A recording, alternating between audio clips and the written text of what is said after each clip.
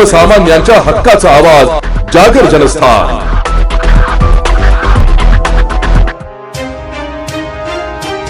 शिरपूर शहरातील अक्षत ट्रेडिंग या किराणा दुकानातून झालेल्या 14,000 रुपयांच्या चोरी प्रकरणी शिरपूर शहर पोलिसांनी 2 संशयितांना अटक केली आहे। मतीन तेली आणि मकसूद मेहतर अशा या अटक करण्यात आलेल्या आरोपींचे नाव आहे। 8 जुलै रोजी रात्री 8:30 ते 9 जुलैच्या सकाळी 9:30 वाजेच्या दरम्यान ही चोरीची घटना घडली होती।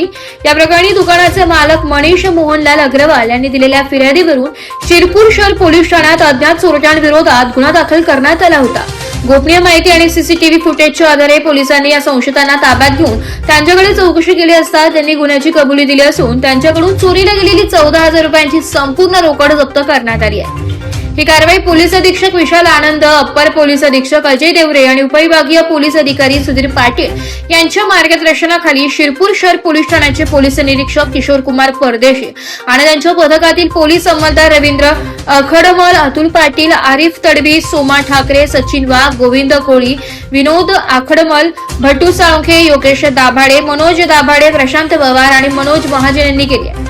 आरोपींकडून जप्त केलेल्या रकमेमध्ये 100, 50, 20, 10, 5, 2 आणि 1 रुपयांच्या दराच्या एकूण 2,049 चलनी नोटा आणि नाण्यांचा समावेश असून पोलीस या घटनेचा पुढील कायदेशीर तपास करत आहे।